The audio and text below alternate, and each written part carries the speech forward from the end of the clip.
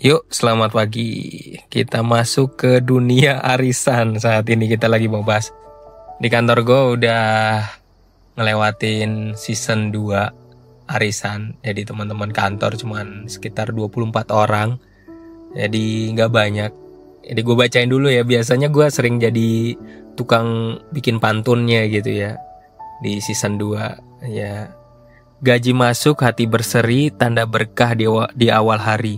Arisan season 2 telah diakhiri, terima kasih atas tanggung jawab yang rapi.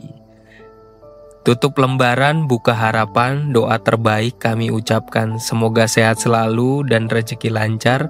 Setahun ke depan hidup makin bersinar, rahajeng wengi. Ya jadi gua kalau di pantun ini keluar berarti kita udah gajian dan kita harus disiplin untuk setor arisan ya, setor arisan. Dan setor arisannya itu kan waktu itu ini udah kalau season 2 ini ada sekitar 24 orang. Kita biasanya kalau yang di season 2 ini ngasihnya itu per orang tuh 200.000 per bulan. Nah waktu season 1 kita baru nyoba-nyoba nih. Kira-kira berani gak ya banyak orang. Tapi kita kecil dulu aja lah 100.000. Terus masuk di season 2. Season 2 nya 200.000. Dan akhirnya ya seperti yang gue bilang tadi. Pada intinya bukan soal jago-jagoan siapa yang dapat duluan siapa yang enggak. Karena arisan ini sebenarnya sifatnya sangat sosial karena nggak ada bunga, tapi kita saling bantu-membantu bagi kita yang memang dirasa duitnya masih berlebih dan kita pengen belajar secara sosial untuk nabung. Jadi kalau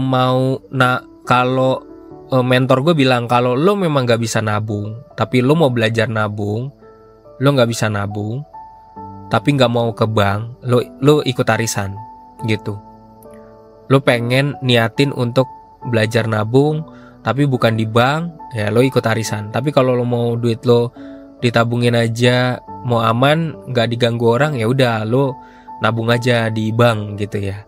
Apakah kalau di arisan itu ada resikonya? Ada resikonya karena gue pernah dengar ada ketika lagi berjalan arisannya terus kemudian ada pas masa pandemi ada yang nggak bisa bayar akhirnya kan. Nah di situ kerepotannya kalau ketika arisan itu nggak berjalan dengan baik. Maka harus udah komit dari awal.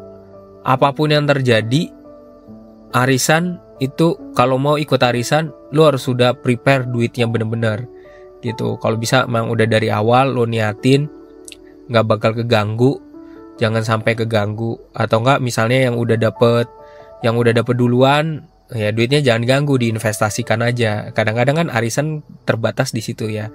Tapi intinya sebenarnya gue tetap ini disclaimer dulu pendapat gue. Bagi yang mau ngikut arisan karena sifatnya sosial, berarti lo punya tanggung jawab sosial kepada orang lain, bukan kepada diri sendiri, kepada orang lain bahwa lo akan komit untuk ngikutin sampai selesai.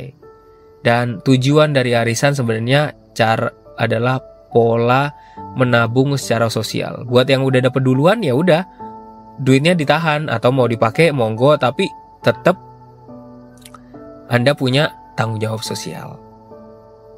Demikian dulu untuk pagi ini tentang bicara soal arisan ya. Sebenarnya nanti gue akan buat satu podcast lagi terkait dengan masuk ke session 3 di mana nanti gue cerita aja di situ. Terus kemudian kok bisa pas banget ya ketika session 3 mau berlangsung, orangnya jadi makin banyak. Terus mentor gue juga lagi ngebahas tentang arisan. Jadi lanjut aja nanti lo ke podcast gue yang berikutnya. Salam dari gue, Lembu Tambun.